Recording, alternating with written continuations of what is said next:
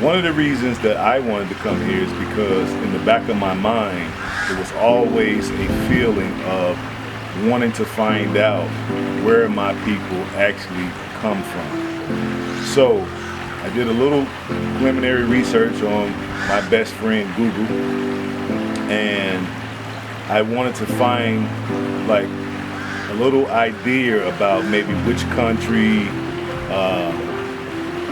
which tribe. So you really can't find out too much on Google and YouTube. So what I did was I was just kind of scrolling through, and then all of a sudden, I came across a video, and it was talking about Sierra Leone and getting citizenship. I was like, wow, okay. So I looked into this video. It was by Dinas Amir, and he had Shabana Frazier on there, and I was like, okay. So I tuned in, and Miss Frazier was breaking down the fact that, you know, how she went about finding out where her roots originated from. She went to AfricanAncestry.com, and she waited the 5 or 6 weeks it took for the results. Got the results back and found out that she was from the Mende tribe of Sierra Leone. So I was like, wow, okay, very impressive. So I took the plunge, I plopped my money down, and I also took the DNA test, and it came back, guess what, people? From the Mende tribe, 99.70% Mende. So after that, it's like, oh my God, now I have a tribe, I have a land, so now I have to come and visit. So I got in touch with Miss Frazier, and she left her email at the end of the video, got in touch with her, sent her an email. She got back in touch with me, and she told me, hey, it's about 4 months left before we get ready to make the trip. I said, you know what? I'm going for broke. I'm coming, and I'm so glad I did. We came over, and I just simply fell in love with this country. And the fact that I know that my great-great-great-great-great-grandmother came from this land, because I found out that the Mendes basically came people, but the women were known for being excellent rice farmers. And I was like, oh, okay. So after different fights and wars, the Europeans took the Mende women to the Americas to cultivate rice. So that's how my ancestor came to the Americas. And if it wasn't for her and her fortitude and will to survive, I couldn't be here talking to you all. So that was one of the real reasons why I wanted to answer that question in the back of my mind. Where did my people actually come from? What tribe? What language they speak? What are their customs? What are their traditional names? These are some of the things that I wanted to find out.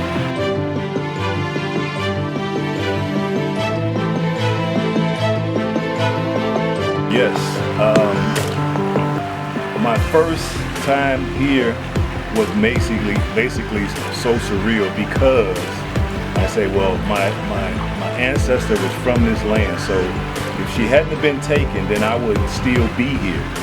We would have all been born here, right? And we would have grew up with our African birthright. So that was one reason that I felt good. The other reason I felt good is I was able to go to Banana Island and Bunce Island to see what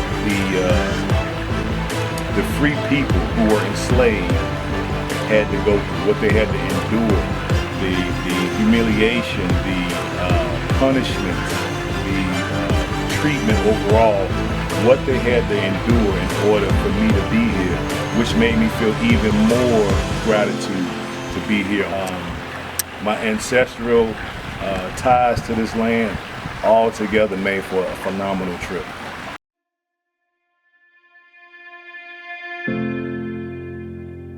In the States, I operate a small trucking company, so my ideas is not necessarily to come and do trucking, even though that's my expertise at the moment. I used to be really big in real estate years ago, so I would definitely like to come and get into the real estate market, buy land, maybe do some development. I have some ideas for homes, because that's sort of my background. after I got out of college. It was real estate. And the developer that I was working for at the time, I learned of getting land, developing houses, maybe models, decorating, lighting, the different floor plans, and how to deal with customers and how to build to the customer expectations. So I would like to bring some of that expertise here to Sierra Leone and do development and maybe even bring tours, because I'm thinking tour business too. A lot of folks are liking what they seeing me doing over here. They like what I'm doing over here. So, and a lot of them have the same roots, so they want to do their ancestry, and if it comes out that they have DNA with one of the 15 tribes that's here, they want to take tours over. And since everybody's kind of living through me, vicariously through me, I'm thinking of setting up tours and then bringing people over and making sure that they reconnect with their culture as well.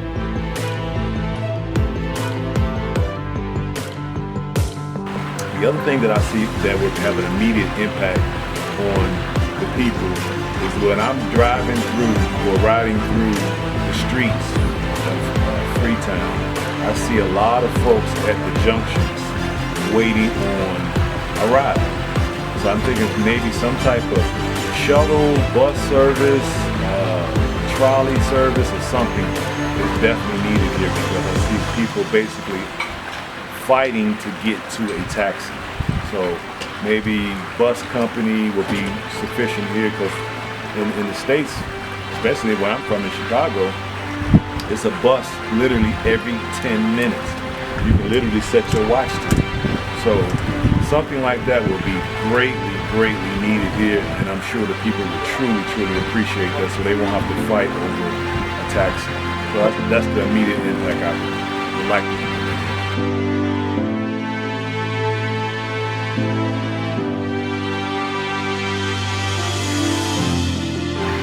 Good one. Well, I would suggest, because we all know, living in the West, of the challenges that we have to face. Okay, we look at the scrutiny, we look at the racism, we look at the politics, everything that we have to go to, high taxes, right? These are the things that are forcing a lot of us to consider other places to live. And why not think about the land where your people actually came from? The cost of living here is a lot cheaper. The taxes here are a lot cheaper. And then with Sierra Leone, with them opening up their arms and embracing us based off of your DNA, it's even a plus.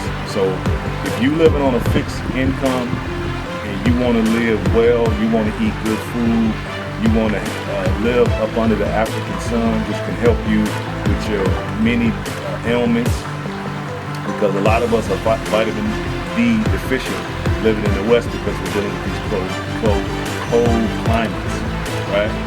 So if you live on a fixed income, it would behoove you to check into your DNA and maybe link up.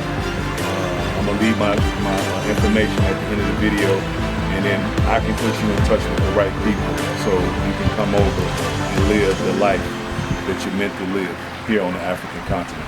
You can reach out to me at H.A.M Lifestyle Blogs, H.A.M Lifestyle Blogs, or you can email me at gohamtrucking@gmail.com. That's gohamtrucking@gmail.com.